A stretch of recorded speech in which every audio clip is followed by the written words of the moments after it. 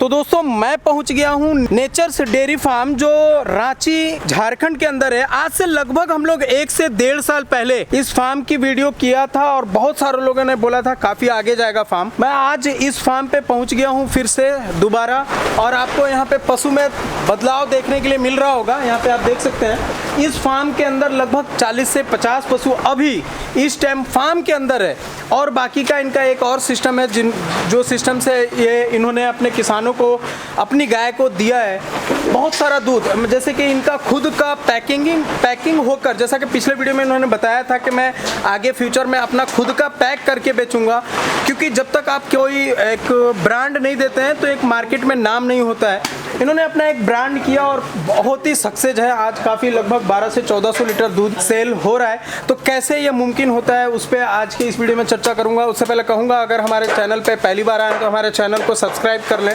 साथ में bell icon भी दबा दें ताकि आपको इस तरह का वीडियो का नोटिफिकेशन मिलता रहे। हमारे चैनल में आपका स्वागत है। कैसे हैं आप? बस बढ़िया, आप बताएं आप कैसे? बहुत बढ़िया, मैं भी बहुत बढ़िया। बहुत अच्छा लगा, काफ़ी आगे है, ये आगे चला गया लगभग 1.5 से 2 साल के अंदर इसके लिए मुबारकबाद हमारे व्यूवर्स के तरफ से भी। हमने आपका पैकिंग भी देखा जो कि हम अपने व्यूवर्स को आगे वीडियो में दिखाएंगे। सर, सबसे पहले आपने दुबई की नौकरी छोड़कर, गल्फ में थे आप, नौकरी छोड़कर, जैसा कि पिछले वीडियो में बताया था कि मुझे मन नहीं लगा, मुझे कुछ अच्छा करना था अपने जगह पे, अपने गांव में कह सकते हैं, अपने शहर में शुरुआत कर दी है। उसके बारे में बताया कि कैसे कैसे ये पॉसिबल हुआ। सर, लास्ट टाइम मैं आपको बताया था कि किस तरह से मैंने प्लानिंग किया और किस तरह से मैं आगे बढ़ के जॉब को रिज़ाइन करके मैं यहाँ तक पहुँचा हूँ। बिल्कुल। और लास्ट टाइम मैंने बताया ये भी था कि मेरा टारगेट है कि 1000 गाय का कम से कम टारगेट लेके चलूँ ताकि ऑल ओवर रांची और झारखंड को कवर कर सकूँ। तो अभी तो हमारे पास यहाँ पे, याद नहीं मुझे, पिछले बार हमने शायद 20-25 ही गाय थी हमारे पास में, पर अभी हमारे पास ये फार्म के अंदर में अप्रॉक्स 50 से 52 अवेलेबल है हमारे पास कैटल। और यहाँ के अलावा लॉकडाउन में जो प्रॉब्लम हो रहा था किसानों को लेकर, तो किसान का जो प्रॉब्लम दूध के लिए था, तो उसके वजह से फिर हमने क्या प्लान यही किया कि कुछ किसान को, जैसे गांव-गांव में किसानों को जोड़कर उनको 2-2 गाय 2-2 करके हम लोगों ने डिस्ट्रीब्यूट किया। और डिस्ट्रीब्यूट करके अप्रॉक्स अगर टोटल अंदर और बाहर दोनों को जोड़े तो अभी हमारे पास 120 कैटल्स अवेलेबल, जो कि हमारे सुपरविज़न में, बाहर भी जो मिल्क आता है वो हमारे सुपरविज़न में सब काम होता है, फीडिंग से लेके मैनेजमेंट A to Z हमारे अपने पैसे से खरीद कर किसानों को गाय दे दिया है। जी हाँ, हमारे और पैसे उनसे दूध कलेक्ट कर लेते हैं। जी हाँ, उनसे दूध कलेक्ट करते हैं। कैटल्स वगैरह सब हमारी है, सुपरविज़न हमारा है, मैनेजमेंट हमारा, सब कुछ हमारा है। ओके, दोनों टाइम वहाँ से दूध आप ले लेते हैं? जी हाँ, हमारे किसान पहुँचा देते हैं या फिर नहीं, वहाँ पे हमारे आप मेरा सर्विस व्हीकल्स है, वहाँ पे जाती है, वो सर्विस व्हीकल्स के थ्रू में वो सब मिल्क आ जाता है हमारे फार्म पे। कभी लगभग 2 से 2.5 साल हो गया, कभी ऐसा नहीं लगा कि जॉब रिजाइन करके गलती कर दी और रांची में आके ये सब कर? सर, इसको तो बोलना पॉसिबल नहीं है कि जॉब रिज़ाइन करके गलती किया कि नहीं, क्योंकि लास्ट वीडियो और अब का वीडियो में आपको खुद डिफरेंस मिलेगा कि हमने क्या किया नहीं किया है। तो यही आपको, यानी कि आपको खुद वीडियो के थ्रू ही आपको आंसर मिल जाएगा कि सही है क्या गलत किया मैंने। ओके, ये 40-50 पशु आपने एक एक करके बढ़ा दिया है, और कितना दूध हो जा रहा है टोटल पशुओं से? टोटल अभी हमारे पास 1200 से 1300 लीटर मिल्क हो रहा है, दोनों टाइम मिला करके। 1200-1300 जी। अपने फार्म से कितना हो रहा है? अपने फार्म पे यहाँ पे करीब 700 लीटर के करीब दूध होता है। 700 लीटर के जी यहाँ से? जी, क्योंकि कुछ गाय ड्राई पीरियड में भी है, ठीक है, तो 700-750 लीटर के करीब यहाँ से हो रहा है, बाकी बाहर से भी हो रहा है, क्योंकि बाहर भी जो कैटल्स है तो वहाँ पे भी किसान जो फीडिंग देते हैं, जो कि हमारे ही सुपरविज़न में रहता है, तो वो उस टाइप का मेंटेन नहीं कर पाते हैं, ठीक है। तो वहाँ के दूध कम भी है, प्लस वहाँ भी क्योंकि 1.5 साल 2 साल हो गया, तो मैक्सिमम गाय हमारे ड्राई पीरियड में भी है, तो इसके वजह से हमारे दूध अभी जो है 1200 से 1300 लीटर पे, और आने वाले डेट में हमको लगता है ये इंक्रीज़ होके अप्रॉक्स 1800-2000 लीटर पे चला जाएगा। जैसे कि आपने शुरुआत जब की थी तो आप प्लास्टिक पैक करके दूध दे रहे थे? जी, और उसके बाद आपने पैकिंग मशीन मंगवाई, जिस तरह से अदर कंपनियां का होता है। ये करना कैसा, वो पहले वाला बढ़िया, ये बढ़िया, उसके बारे में कुछ? नहीं, ये देखिए, दोनों अपनी अपनी जगह पे दोनों बढ़िया है। यहाँ पे हम लोग का टारगेट ये है कि ऑल ओवर रांची और झारखंड को कवर करने के लिए, और वो अब पन्नी पे ज़्यादा लंबे टाइम पर तक सर्वाइव नहीं कर पाई है। तो पैकेजिंग में क्या है कि हमारा प्रोसेस होता है, प्रोसेसिंग होने के बाद पैकेजिंग होता है, ताकि दूध का लाइफ आपका 2 से 3 दिन तक इंक्रीज़ हो जाता है। इसके वजह से हम पैकेजिंग में गए और ऑल ओवर रांची और झारखंड को हमारा टारगेट है कि हम लोग कवर करें। सुबह कितने बजे यहाँ से जाता है, शाम को कितने बजे जाता है? सुबह यहाँ से 5:30 से 6 बजे दूध यहाँ से निकल जाता है डिस्ट्रीब्यूट करके। उसके बाद शाम में जो आपका टाइमिंग है आपका 3:30 से 4 बजे, क्योंकि अभी पैकेजिंग चल ही रहा है और पैकेजिंग होगा और मिल्किंग होने के बाद में फिर वो सब आपका दूध निकल जाएगा। 3:30 से 4 बजे तक आपका दूध यहाँ से निकल जाता है। कौन सा बेस्ट है, किसान को पशु दे देना वो बेस्ट है या अपने फार्म पे पाल कर दूध निकालना वो बेस्ट है? सर दोनों ये आप पे डिपेंड करता है कि आप किस तरह से रखना चाहते हैं। क्योंकि हमारे पास अगर आप मैनेजमेंट कर पाते हैं तो कैटल्स आप रखें वो भी बेस्ट है। आप अगर चाहते हैं कि मैं थोड़ा मेहनत कम करूं तो वो किसान को आप दे दीजिए। लेकिन ज़्यादा मेरे हिसाब से अपना जो एक्सपीरियंस है दोनों बेस्ट है अपनी अपनी जगह पे। आपका नज़रिया होना चाहिए कि किस तरह से आपको मैनेज करना है। ओके, तो मैं अब चाहूँगा कि आपका जो प्रोसेस है गाय का दूध निकालने के बाद का वो दिखाएं। आइए चलिए हम लोग लैब की तरफ चलते हैं और आपको एक एक करके जो भी हमारा टीम है, जैसे हमारे प्रोडक्शन से लेके और सेल्स तक, सबसे मैं इंट्रोड्यूस कराता हूँ और कैसे प्रोसेस होता है वो मैं आपको दिखाता हूँ।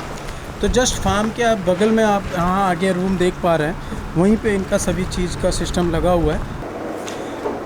तो यहाँ पे हम लोग आ चुके हैं जिसमें लैब है इनका। ईश्वर जी हैं जो कि प्रोडक्शन और लैब दोनों संभालते हैं। सर मैं जानना चाहूँगा कि क्या क्या प्रोसेस है उसके बारे में बताया जाए। चलिए बैठ जाइए। कोई नहीं, खड़े खड़े बात कर रहे हैं। सबसे पहले जब दूध आती है फार्म से तो उसका टेस्ट होता है पर जो बेसिक टेस्ट है वो हम लोग प्लेटफॉर्म टेस्ट जो बोलते हैं ओके, वो हम लोग यहाँ पे लैब में करते हैं। और जो यहाँ पे अवेलेबल नहीं है उसको हम लोग बाहर से भी करवाते हैं, वीकली मंथली, ठीक है, जो ज़रूरत पड़ता है हमारा। जैसे फीड का भी बहुत सारा टेस्ट है जो यहाँ पे अवेलेबल नहीं है, जो फीड हम लोग देते हैं। ओके, तो वो भी हम लोग बाहर से करवाते हैं। सनटेक है एक और भी कंपनी है रांची में जिसको हम लोग फीड देते हैं या मिल्क देते हैं। तो वो जो बड़ा टेस्ट है जो अवेलेबल नहीं है, थोड़ा कॉम्प्लेक्स है, उसको हम लोग बाहर से करवा रहे हैं। जैसे प्लेटफॉर्म टेस्ट में हम लोग पहले दूध को, फ्रेश दूध रहता है, जैसे फार्म से आपके पास दूध आ गया जी, उसमें सबसे पहले फैट एसएनएफ क्या है नहीं है वो चेक करना है। फैट एसएनएफ हम लोग देखते हैं सबसे पहले, क्योंकि कॉ मिल्क है तो फिर भी कस्टमर का जो रिक्वायरमेंट होता है कि थोड़ा मोटा दूध और अच्छा दूध होना चाहिए, और गाय हमारी कैसे दूध दे रही है समझे, इसके लिए हम लोग प्रॉपर सारा गाय का एक एक करके हम लोग वीकली टेस्ट करते हैं कि वो फैट और एसएनएफ कैसा है दूध का, ठीक है। तो इसमें क्या होता है कि हम लोग मैनेज कर पाते हैं कैटल को कि दूध उसका कैसा है अभी, ठीक है।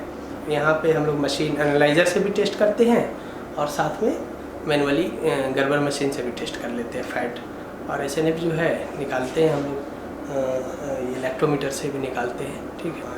एक्यूरेट जो होता है CLR वो हम लोग निकालते हैं यहाँ पे। और बेसिक टेस्ट में जैसे अडल्ट्रेशन होता है, ठीक है, तो उसको भी हम लोग को एश्योरेंस दिलवाना है लोगों को कि हमारे पास जो दूध है जो हम दे रहे हैं कस्टमर को वो कोई भी तरह से मिलावट वाला नहीं है, समझे ना। तो उसमें हम लोग जैसे यूरिया, डिटर्जेंट, सोडा, ये सारा टेस्ट जो है वो हम लोग करते हैं। जैसे अभी एसिडिटी हो गया और भी बहुत सारा टेस्ट होता है। बेसिक टेस्ट होने के बाद पूरा प्रॉपर सही है, कोई प्रॉब्लम नहीं है दूध में, तो हम लोग उसको BMC में डलवाते हैं, ठीक है, चिल्ड होने के लिए। चिल्ड होने के बाद वो फिर दूध जो है रॉ मिल्क भी जाता है कस्टमर को बॉटल में, ठीक है।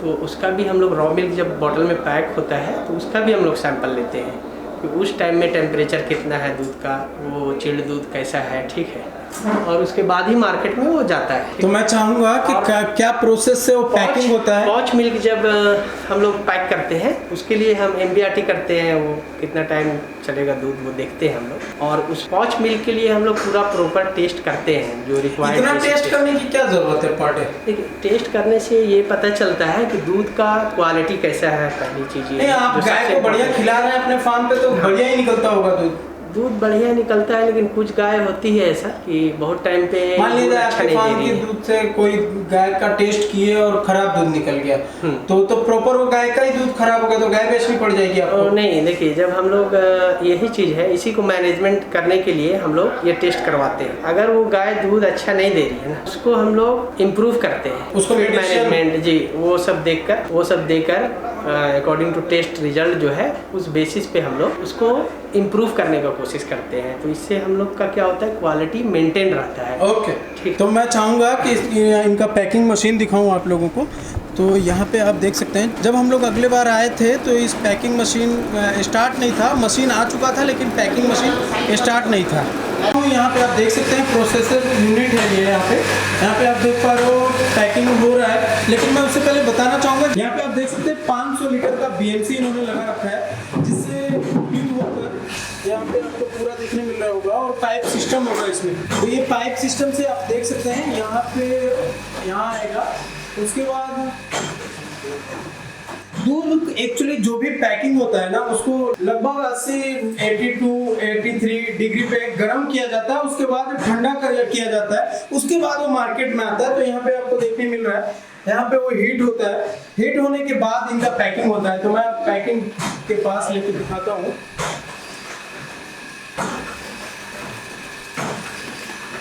तो यहाँ पे आप देख सकते हैं,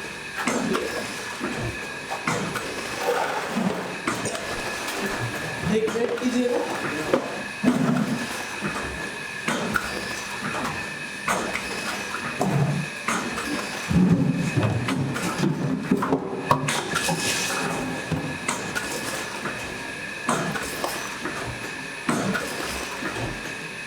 एक मुझे दीजिएगा।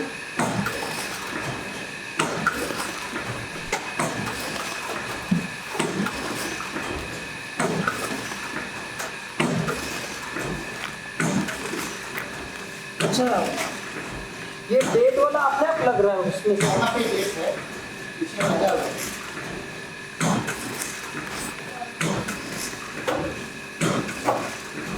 डेट नहीं है इसमें, मार्च 2022 डेट भी होगा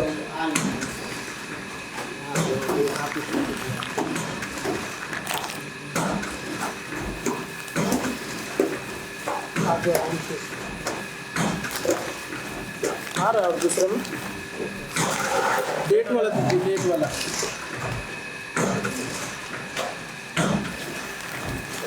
29 मार्च 2022 है ना?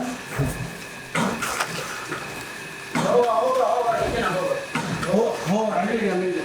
मुझे ये बताइए नदीम भाई, इससे कितना पैकिंग होता है, कितने घंटे में? अगर 1 घंटा हम लोग मशीन चलाते हैं तो कितना पैकिंग करके निकाल देते हैं? 2000 पैकेट बराबर बनते हैं। Per hour 2000। इसमें कुछ फुल्ली ऑटोमेटिक है ये? हाँ, सेमी ऑटोमेटिक कंट्रोल करते हैं। अच्छा, ये प्लास्टिक को ऐसा स्क्रैच करके क्या देख रहा है? वो लीकेज वगैरह चेक किया जाता है कि दूध में लीकेज वगैरह मार्केट में जाएगा दूध करेगा तो फिर वो लॉस हो जाता है। लीकेज वगैरह चेक करके जब कंप्लीट मशीन काम करने लगे उसके बाद वो इसका दूध का टैंकर कहाँ पे है जिससे इसमें दूध आ रहा है? वो सामने ऊपर वाला या वो ऊपर वाला? ये वेस्ट इसमें जा रहा है, वहाँ से फिर ओके, मतलब एक जैसे आधा लीटर दूध बच गया वो भी आ जाता है या फिर कुछ रह जाता है? वो थोड़ा बहुत रहता है, कुछ ही दूध रह जाता है। ओके, इसमें आधा लीटर का ही सेट कर रखा गया है कि 1 लीटर भी हो जाएगा? आधा लीटर भी हो सकता है, 1 लीटर भी हो सकता है। इसी प्लास्टिक में या दूसरा तरफ है? नहीं, वो चेंज करना पड़ेगा। प्लास्टिक चेंज करना पड़ेगा। तो आपने आधा लीटर या अभी तक लोग आधे ही बोलते हैं। जिनको 1 लीटर चाहिए वो 1 लीटर दो ले पैकेट सकते ले हैं, 2 पैकेट ले सकते हैं, है ना? शुएब भाई, मैं आपसे जानना चाह रहा हूँ एक चीज़, जैसे कि हम लोग ये पैकिंग आपका देख रहे हैं, तो ये पैकिंग के बाद इसको अगर चेक करना हो तो ये भी पॉसिबल होता है क्या? हाँ, पैकिंग के बाद टेस्ट होता है, NBR लगता है और पहले भी लगाते हैं हम लोग। और पैकिंग करने के बाद भी हम लोग को देखना होता है। जो प्लेटफॉर्म टेस्ट 13-14 तरह का बताए हैं वो सारा हम लोग करते हैं पैकिंग के बाद। ओके, ठीक है, वो प्रोस्चराइज होने के बाद भी हम लोग टेस्ट करते हैं। ठीक है, पैकिंग होने से पहले और पैकिंग होने के बाद ओके। सारा टेस्ट कर। नदीम भाई, मैं जानना चाहूँगा आपसे कि इसको मार्केटिंग को कैसे आपने संभाल रखा है, कैसे देखा? मार्केटिंग के लिए हमारे अमान साहब है जो कि पूरा मार्केटिंग संभालते हैं। आप बेटर होगा कि आप इन्हीं से पूरा डिटेल लें। तो अमान साहब, आप मुझे मार्केटिंग के बारे में समझाइए। मार्केटिंग के लिए हमारे पास अपनी टीम भी है, प्लस यहाँ से पैकिंग होने के बाद जो है 2 तरीके से हम जो मार्केट में जो जाता है, तो एक हमारी गाड़ी है, गाड़ी में जितने भी रिटेल आउटलेट्स हैं वहाँ पे इस गाड़ी से सारा जो दूध है वो लोड होता है टेम्परेचर मेंटेन होने के बाद। उसके बाद फिर ये जितने भी रिटेल आउटलेट्स हैं वहाँ पे 1 to 1 डिलीवर करता है। अपना शॉप? ठीक है, अपना शॉप भी है, अपने आउटलेट्स भी हैं, रजिस्टर्ड आउटलेट्स भी हैं, लाइक बरियातू में, डोरंडा में, इनपेड़ी में भी है, अरगोड़ा में भी है, और बहुत सारा रॉ मिल्क हमारा रिटेल आउटलेट पे भी जाता है। पैकेट तो है ही, पैकेट के अलावा और क्या क्या? दूध के अलावा हमारे पास रबड़ी है, पेड़ा है और घी। ओके जी, घी जो भी अपने है, फार्म का है। दूध घी है, रबड़ी रबड़ी है, पेड़ा है ओके। और घी है। और आने वाले टाइम में हम लोग इसको प्रोडक्ट में और ज़्यादा प्रोडक्ट, दूसरे भी प्रोडक्ट जो है मिल्क प्रोडक्ट वो इंक्लूड करेंगे, लाइक आइसक्रीम हो गया, दही हो गया। इनफैक्ट दही मेरे ख्याल से नेक्स्ट कमिंग मंथ से हमारा आ जाएगा। आइसक्रीम तो चल रहा है ना? आइसक्रीम चल रहा है, आइसक्रीम चल रहा है, आइसक्रीम भी चल रहा है, दूध भी चल रहा है, पेड़ा भी चल रहा है। दूध का प्राइस क्या है अभी? दूध का मार्केट प्राइस है आपका पैकेट में 48 रुपीज़ पर लीटर है, ठीक है, और लूज में आपका 50 रुपीज़ पर लीटर है। हमारा बॉटल मिल्क भी जाता है, ये तो आपका पैकेट हो गया। इसके अलावा बॉटल मिल्क भी है, बॉटल में भी हम होम डिलीवरी सप्लाई करवाते हैं। हमारे home delivery executive door to door जा करके रिक्वायरमेंट होता है, जिनका ऑर्डर रहता है वो डिलीवरी होता है। उनका 50 रुपीज़ पर लीटर का है। कौन सा इजी होता है आपको पहुंचाने में? दोनों ही इजी है, क्योंकि दोनों के लिए, बॉटल के लिए भी हमारे पास ट्रे है और पैकेट के लिए भी ट्रे है, और उसका प्रॉपर एक बना हुआ है सिस्टम। तो एग्जीक्यूटिव लेकर के जाते हैं, होम डिलीवरी बॉय, और डिलीवर करते हैं। कैसा फेस करना है यहाँ पे? काफ़ी सारे आपको तो कंपटीशन मिलता होगा। मार्केट में बहुत ज़्यादा कंपटीशन है, लाइक अदर ब्रांड्स भी हैं मार्केट में, लेकिन हम जिस तरीके से अपनी कंपनी को इनिशिएट में कर रहे हैं और जिस तरीके से हम काम करना चाह रहे हैं लोगों के बीच में, लोगों के हित के लिए, क्योंकि बहुत सारी कंपनियां मार्केट में है, लेकिन प्योरिटी के मैटर पे जो बात करें, हम जो शुद्ध दूध की बात करते हैं, तो हम ये कह सकते हैं कि हम अपने फार्म का दूध 100% जो हमारे फार्म में जो मिल्किंग होती है और जो हमारे किसान के पास से जो दूध जो किसानों को हमने कैटल्स दे रखे हैं उनके हेल्प के लिए, उनसे जो दूध ले रहे हैं, उनका 100% दूध हमारे लैब में चेक होता है। चेक होने के बाद सारा प्रोसेस होता है और इसमें किसी भी तरीके का एडल्ट्रेशन मिक्स नहीं होता है। इनफैक्ट मैं आपको ये भी बता दूं कि जिस कैटल को हमारा मेडिसिन चल रहा होता है या फिर वो बीमार होती है, हम उस दूध को यूटिलाइज नहीं करते हैं प्रोसेसिंग। वो दूध हमारा बरीड हो जाता है ज़मीन में, हम दफन कर देते हैं, उसको ज़मीन में डालते हैं, ठीक है। तो आफ्टर मेडिकेशन बंद होने के 3 डेज़ के बाद भी हम उस दूध को यूटिलाइज नहीं करते हैं क्योंकि हमारा दूध बेसिकली जो जाता है वो बच्चों के लिए, हम बच्चों और बूढ़ों के लिए ख़ास तौर पे प्योरिटी पे हमारा यही ध्यान है, क्योंकि आज के दौर में जिस पैंडेमिक से हम लोग गुजर रहे हैं, दूध एक ऐसा सोर्स है जिससे हमारा इम्यूनिटी सबसे ज़्यादा मजबूत हो है, ठीक है। और इसके लिए हम बेहतर कोशिश कर रहे हैं और आने वाले वक्त में भी हमारी ये कोशिश जारी रहेगी कि हम जितने भी रांची के झारखंड वासी हैं उनको 100% प्योर मिल्क अपनी कंपनी की तरफ से मेक श्योर करेंगे कि हम उन तक पहुंचाएं, और हमारी ये कोशिश जारी है। ओके, शुक्रिया। क्या बोल रहे थे आप? मैं बोल रहा था कि दूध एक ऐसा है, थोड़ा जोर से बोलिए, समझे ना। दूध जो है इसमें सारा तरह का न्यूट्रिशन होता है। अगर दूध ही पी ले इंसान तो बहुत सारा चीज़ मिल जाता है उनको। दूध और दूध का जो प्रोडक्ट है हमारा, जैसे अभी आप देख रहे हैं नेचर्स फार्म का पेड़ा भी आता है, ठीक है, और ये रबड़ी हो गया, ठीक है। बहुत ट्रेडिशनल वे में हम लोग पैक करते हैं और ये मार्केट में सेम डे जाता है, फ्रेश रहता है और सेल होता है। क्या प्राइस है पेड़ा? ये राबड़ी मैंने अभी खाया था। हाँ, राबड़ी जो है कितने का है ये? मार्केट सेलिंग प्राइस जो है अभी ये 20 रुपीज़ का है, और ये 400 रुपीज़ kg है पेड़ा। 400 रुपये kg। 250 ग्राम है? नहीं, ये हाफ kg है, हाफ पेड़ा। ओके। और 250 ग्राम और 100 ग्राम का जो है वो एक छोटा सा डब्बा जो होता है उसमें आता है हमारा। तो वो जो है अपकमिंग है, वो आने वाला है, नेक्स्ट मंथ तक वो मार्केट में आ जाएगा। जैसे अभी पेड़ा है, और पेड़ा तो ऑलरेडी मार्केट में है, लेकिन दही अभी नहीं है, दही आने वाला है। जैसे पौच दही भी आएगा। और मतलब आप लोग फार्मिंग करते करते समझ लीजिए रिटेल, जैसे दूध से हम दूध का पैसा ज्यादा कैसे ले सकें, उस पे ज्यादा विचार हो गया ना नदीम भाई? जी हाँ, एक्चुअली हम लोग यही प्लान है, दोनों को हम लोग साथ में इंडिविजुअल लेके चले। दूध ज़्यादा अगर 1200 लीटर ऐसे प्लास्टिक में बेचना चाहते तो पॉसिबल नहीं था। देखिए प्रॉब्लम ये है ना कि उसमें लास्टिंग को भी देख के चलना है कि वो कंप्लीट हम लोग का निकल जाना चाहिए, तो इसी वजह से हम लोग प्रोडक्ट में आए ताकि हम पहले आप पैकिंग दूध पैकिंग किए, जैसे ये वाला हम पैकिंग देख पा रहे हैं। पैकिंग आप देख रहे हैं ना, तो देखिए मार्केट में जो पैकिंग अवेलेबल है वो स्टैंडर्डाइज मिल्क है। स्टैंडर्डाइज नहीं, मार्केट से हमको मतलब नहीं है, मैं कुछ और पूछना चाह रहा हूँ। इसमें बहुत बड़ा डिफरेंस है। ये जो हमारा दूध होता है ना, प्योर कॉ मिल्क होता है, इसमें स्टैंडर्डाइज किया हुआ नहीं है, मतलब कुछ भी मिलाया नहीं जाता है। नहीं, हाँ ये बात आपने सही कहा। जो और अदर कंपनियां हैं वो जो किसानों से लेती हैं, उनका भैंस का है, बकरी का है, वो सभी चीज मिक्स करके, क्योंकि वो फैट एसएनएफ पे दूध लेती है, चाहे वो गाय का हो चाहे भैंस का हो, एक ही में केन में डाल के ले जाता है किसान, और किसान अपने बीएमसी या किसी डेयरी को देता है, फिर वही डेयरी हम लोगों को ये पैकिंग बना के देती है, और किसान हम जैसे लोग खरीदते भी हैं, कुछ लोग खरीदते भी हैं और वही पीते हैं। जैसे बड़ा डेयरी में क्या होता है ना, देखिए यहाँ पे दो है, ठीक है, पूरा अलग चीज है। दो, एक स्टैंडर्डाइज मिल्क होता है जिसको मतलब बनाया जाता है कि 4.5 फैट होगा या 3 फैट होगा, ठीक है, और हमारा एसएनएफ होगा 8.5, ठीक है, जो नॉर्मल है मार्केट का। लेकिन हमारा ऐसा नहीं है, हम लोग दूध से ही स्टैंडर्डाइज तो नहीं करते हैं हम, लेकिन दूध जैसे अच्छी गाय का दूध है, कुछ थोड़ा डाउन भी है फैट एसएनएफ, तो उसको मिक्स करने के बाद हमारा अराउंड 4 और 8.5 के आसपास एसएनएफ आ जाता है ये पैकेट में। इसमें कुछ मिलाते नहीं, जैसे पाउडर मिक्स होना है स्टैंडर्डाइज मिल्क में, उनको बराबर करना होता है, मतलब एक कैलकुलेशन करके वो पूरा बिल्कुल वो अपना, और ये हमारा ऐसा नहीं है। ये पाउच में प्योर मिल्क जो है वही होता है, ठीक है। ओके, मैं नदीम भाई से हमारा क्वेश्चन यही था कि आप फार्मिंग में आप आए थे, पहले तो आपने बोला था मुझे कि दूध किसी तरह हम मार्केट में बेचेंगे, 30 रुपए किसी डेयरी को नहीं देंगे, हमारी आपकी बात यही हुई थी। तो इसको किस तरह से पैकिंग किया जाए, तो पहले आपने प्लास्टिक पैक किया, फिर बड़ी मशीन लाए और इस तरह का पैकिंग मशीन आपने ले आया।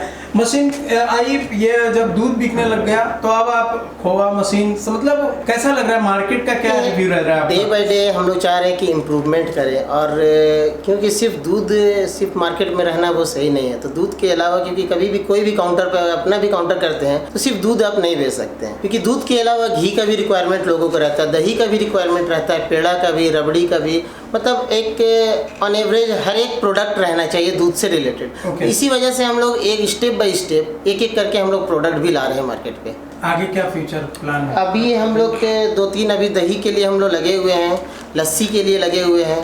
विदिन 1 मंथ में के अंडर में ही हम लोग लगता है दही और लस्सी हम लोग लॉन्च कर देंगे मार्केट में। क्या मशीनरी में इसमें इन्वेस्टमेंट क्या हो गया सर? ये तो एक फार्मर अगर कुछ करना चाहे तो उसका क्या अंदाजा लगाते हैं आप? देखिए फार्मर अगर करना चाहे तो ये मशीन लगा के वो सक्सेस नहीं कर पाएंगे जब तक ऑल ओवर सप्लाई चेन अगर आप बड़ा नहीं रखते हैं, क्योंकि एक फार्मर कितना लगाएगा पैसा, 50 लाख 60 लाख 70 लाख मशीन में ही अभी हम लोग अप्रॉक्स हमको लगता है 70 लाख प्लस लग गया है। नदीम भाई, हमारा क्वेश्चन आपसे रह गया है, चलिए बाहर चलते हुए बात करते हैं। जैसे कि आप पिछली बार हम लोग वीडियो किए थे और काफ़ी चेंजेस मिला देखने के लिए जी। और लगभग जैसा कि आपने बताया 70-80 लाख इसमें इन्वेस्ट कर चुके हैं और पता नहीं कितना इन्वेस्टमेंट अभी बाकी रह गया होगा आपका। एक्चुअली सर देखिए, हम लोग सोचे भी नहीं थे कि हम लोग इतना इन्वेस्टमेंट करेंगे। 70-80 लाख से प्लस ही हुआ होगा, लेकिन हुआ है, लेकिन कम नहीं है। बिल्कुल हुआ होगा, मैं जहाँ तक देख रहा हूँ। तो अभी हम लोग अपकमिंग में आप हो सकता है 1 साल या 6 महीना या 2 साल के बाद आएंगे तो हो सकता है आपको इससे भी ज़्यादा अपग्रेड मिलेगा। इसलिए कि जो अभी अपकमिंग में है हमारा लस्सी जैसे हो गया, दही हो गया, और भी 2-3 प्रोडक्ट जैसे अभी हमारा आइसक्रीम भी चल रहा है, तो ये सब इम्प्लीमेंट डे बाय डे हम लोग कर रहे हैं। आगे फ्यूचर में कितनी गाय का प्लान है? सर फ्यूचर में हम लोग 1000 का जो मैंने प्रॉमिस किया है, मैं कोशिश पूरा रहेगा कि 1000 कैटल्स हम लोग रखें। 1000 होगा जी। पिछले बार हम आए थे तो लगभग 20 से 25 पशु के करीब। हाँ, मुझे याद भी नहीं है, 20-25 ही के करीब था या 20 था, लेकिन अभी हम लोग का 100 प्लस कैटल्स है अवेलेबल। 50 काऊ तो यहाँ हो गया और 50 किसान को दिए हुए। जी हाँ, 50 से 60 के करीब हमने किसान को दिया हुआ है। लगभग 1-1.5 साल में 80 पशु बढ़ा है। जी हाँ। और फ्यूचर बछड़ी वगैरह पे काम करना बहुत इम्पोर्टेंट है नदीम भाई। बछड़ी हमने ज़्यादा अप्रॉक्स 4-5 बछड़ी हमारी तैयार हो गई है। 4-5 बछड़ी? जी हाँ, 4 में, क्योंकि ज़्यादा मेल काफ आ रहा था बीच में, तो वो हमने किसानों को दे दिया है एज ए गिफ्ट समझिए या फिर उसको हटाए। तो बछड़ी जैसे आ रही थी तो हमारी 4-5 रेडी हो गई है और हमको लगता है विदिन 2 to 3 मंथ्स में वो सीमन के काबिल हो जाएंगे। ओके। और सीमेन कौन सा लग रहा है अपनी गायों को? सर मैंने ABS का ट्राई किया था, यहाँ बहुत ज़्यादा ही मैं ट्राई किया तो वो मुझे सक्सेस नहीं मिला, तो लास्ट में मैंने डेनमार्क का स्टार्ट किया हूँ, तो अभी मुझे कुछ सक्सेस मिल रहा है डेनमार्क से, और आपका बायोफ का भी एक सीमेन है जो कि मैंने ट्राई किया, तो ये दोनों सक्सेस हो रहा है अभी हमारे फार्म पर। सीमेंट भी लग रहा है, यानी ब्रीडिंग पे भी धीरे धीरे काम किया जा रहा है। मैं लास्ट में आपसे नदीम भाई ये पूछना चाहूँगा कि फार्मिंग के साथ साथ आपने ये जो बिज़नेस खड़ा कर दिया, ये बहुत बड़ा बिज़नेस है, कैसा लग रहा है? ये अगर आप गाय को पूरे को हटा देते हैं, किसान से दूध खरीद के भी जैसे डेयरियाँ करती है वैसा भी किया जा सकता है, पॉसिबल है, लेकिन आपने अपना गाय रखते हुए किया, ये बहुत बड़ा चैलेंज है। ये दोनों काम एक बंदा नहीं कर सकता, जैसे कि आपने टीम बनाया है, जैसे ये भाई ने अपना सेल्स का दिखाया, ये भाई ने अपना प्रोडक्ट का दिखाया, तो ये कैसा लग रहा है? अब दुबई फेल किया आपने, नहीं किया, अभी उसके बारे में बताएं। सर देखिए, डे बाय डे एक्चुअली क्या है कि जब आप वर्क इंक्रीज़ करते हैं तो आपके स्टाफ भी इंक्रीज़ होते हैं, एक्सपेंस भी इंक्रीज़ होते हैं और लॉस भी इंक्रीज़ होती है। तो अभी भी हम लोग ज़्यादा प्रॉफिट पे तो नहीं है, लेकिन अल्हम्दुलिल्लाह प्रॉफिट पे है, ठीक है। और डे बाय डे और भी ये इंक्रीज़ होता चला जाएगा। और हम लोग का जैसे प्लान है दही लस्सी पे और भी बहुत सारा प्रोडक्ट पे, तो नेक्स्ट वीडियो में आप आइएगा तो वो खुद आपको नज़र आ जाएगा, मुझे ज़्यादा बोलने की ज़रूरत नहीं है। अगर कोई भाई दुबई वाला देख रहा हो, आप जैसा ही नौकरी छोड़ के आके करने का चाह रहा है, क्या सलाह देंगे? सर देखिए, दुबई में रहे चाहे सऊदी में रहे, अगर वहाँ से देखने में बहुत आसान लगता है, लेकिन अगर ग्राउंड लेवल पे जब आप काम करेंगे तो वो बहुत टफ होता है। और अकेले आप चाहेंगे कि मैं इतना बड़ा बिज़नेस खड़ा कर लूँ तो ये इम्पॉसिबल है। जब तक आपके पास प्रॉपर हैंड्स नहीं है तब तक आप सक्सेस नहीं कर सकते। आपको तो भी बैकग्राउंड से जैसे पापा भाई हेल्प मिलता है? नहीं, ऐसा तो अभी तक के जो भी ज़रूरत होता है तो मिल जाता है, ऐसा कोई बात नहीं। भैया लोग हैं सपोर्ट के लिए, बड़े भाई लोग हैं, पापा लोग, वो तो जब ज़रूरत होता है तो सपोर्ट मिल ही रहा था और अभी मिलता है। लेकिन ऊपर वाला का करम से अभी हम लोग को सपोर्ट की ज़रूरत नहीं है। हम लोग खुद से ही जो भी हो रहा है हमारी पूरी टीम और हमारी पूरी कंपनी से ही चल रहा है। ओके, बहुत बहुत शुक्रिया। नेक्स्ट टाइम आएंगे तो कोशिश करूंगा कि इससे ज़्यादा आप करके यहाँ का मैनेजमेंट और बढ़िया करके दिखाएंगे। जी, शुक्रिया, ठीक है। Thank you. तो दोस्तों लास्ट में मैं आपको एक स्टोरेज दिखाऊंगा, कोल्ड स्टोरेज, जो हमने एक बहुत पहले, काफ़ी पहले, जिसको हम लोग बोलते थे एसी केला, हमने वीडियो बनाया था एसी केला। यहाँ पे आपको दूध देखने मिल रहा है।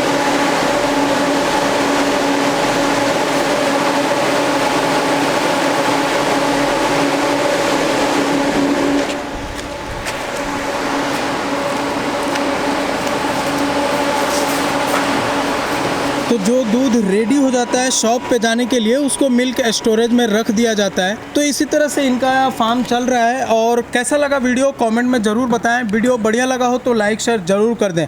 क्या क्या इनका चेंजेस जैसे इम्प्रूव लगा आपको, वो ज़रूर कमेंट करें। Thanks for watching.